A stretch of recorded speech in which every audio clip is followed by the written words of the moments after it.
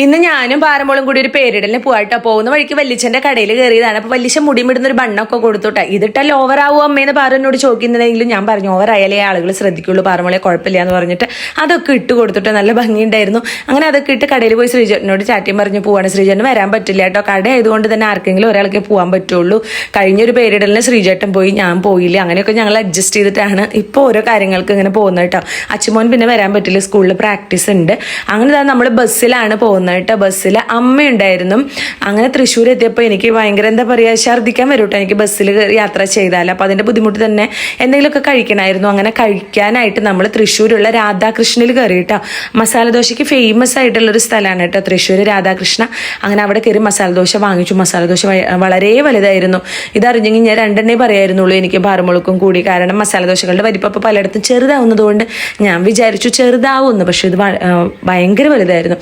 അങ്ങനെ അതൊക്കെ കഴിച്ച് ദേ അടിപൊളി കാപ്പി പാറുവിനൊരു ഹോർലിക്സും പറഞ്ഞു കേട്ടോ.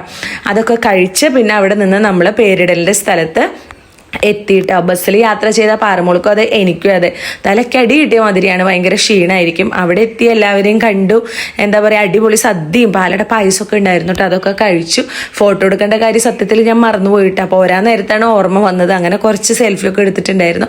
അങ്ങനെ അവിടെ നിന്നൊക്കെ പോകുന്നു നമ്മൾ വീട്ടിൽ തിരിച്ചെത്തിയിട്ട് വീട്ടിലെത്തിയ ഉടനെ മാലും വളയെ കൂരി വെച്ച് മുടിയൊക്കെ ഇങ്ങനെ കെട്ടിവെച്ചാൽ എനിക്ക് സമാധാനമാവുള്ളൂ. അത് എവിടെ പോയി വന്നാലും അങ്ങനെ തന്നെയാണ് കേട്ടോ. എന്തായാലും ഒരു ചൂട് ചായ കുടിക്കണം എന്ന് വിചാരിച്ചതേ ചായ വെച്ചിട്ടുണ്ട്. കുറച്ച് ജീരകം ചായയിൽ പിന്നെ ചുക്കുപൊടിയും കൂടി ഇട്ട് കൊടുത്തിട്ടുണ്ട് കേട്ടോ. അത് തിളയ്ക്കുന്ന നേരം കൊണ്ട് ഞാൻ എൻ്റെ ചുരിദാർ കാണിക്കാൻ മറന്നല്ലോ. അപ്പോൾ ഈ ചുരിദാർ ഇട്ടിട്ടാണ് ഞാൻ പോയത് കേട്ടോ. സാധാരണ ഒരു കോട്ടൻ്റെ ചുരിദാറായിരുന്നു, പക്ഷേ ഇടാനായിട്ട് നല്ല കംഫർട്ടാണ്. അപ്പോൾ ഇത് പാൻസും ഷോളൊക്കെ കൂടിയുള്ളൊരു സെറ്റായിരുന്നു കേട്ടോ. അപ്പോൾ ഇത് എന്താ പറയുക, അധികം റേറ്റ് ഒന്നുമില്ല, പക്ഷേ നമുക്ക് ഈ ചൂട് കാലത്ത് ഇടാൻ പറ്റിയ അടിപൊളി സംഭവം. ഫ്രണ്ടിൽ ഇങ്ങനെ വർക്കൊക്കെ വരുന്ന പാൻസിന് പോക്കറ്റുള്ള ഒരു ചുരിദാർ സെറ്റാണ് കേട്ടോ. ലിങ്ക് ഉണ്ടെങ്കിൽ ഞാൻ കൊടുക്കാം. അപ്പോൾ ചായ ആ സമയം കൊണ്ട് നമ്മുടെ തിളച്ച് വന്നിട്ടുണ്ട് കേട്ടോ. അപ്പോൾ ആറുമോള് ചുക്കൊന്നും ഇട്ടാൽ കുടിക്കില്ല, എങ്കിലും ഞാൻ ക്ഷീണം കൊണ്ട് പെട്ടെന്ന് ചുക്ക് ഇട്ട് പോയി. വേറെ സാധാ കട്ടൻ ചായ ആണെങ്കിൽ പാറുമോള് കഴിക്കുള്ളൂ കേട്ടോ. അങ്ങനെ വേഗം ഞാൻ കപ്പിൽ എടുത്തിട്ട് ഞാൻ കുടിക്കാൻ നിൽക്കായിരുന്നു കേട്ടോ. അപ്പോൾ പാറുമോള് വരുന്നുണ്ട് കേട്ടോ, വീഡിയോ എടുക്കുന്നത് കണ്ടപ്പോൾ.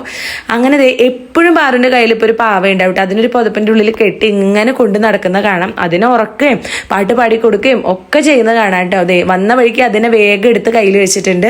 ഇനി ഇതിനെ ഉറക്കുകയും അവിടെ കെടുത്തി എന്തൊക്കെയോ പറയുന്നതൊക്കെ നമുക്ക് കേൾക്കാട്ടെ. അപ്പോൾ പാറുമോള് പറയുന്നത് പാറുമോളുടെ പാവയ്ക്ക് ഒരു പേര് നിങ്ങൾക്ക് പറയാൻ പറ്റുമോ എന്നാണ് കേട്ടോ. നിങ്ങൾ എൻ്റെ ഉണ്ണിപ്പെണ്ണിനെ പറ്റിയ ഒരു പേര് കമന്റ് ചെയ്യണേ.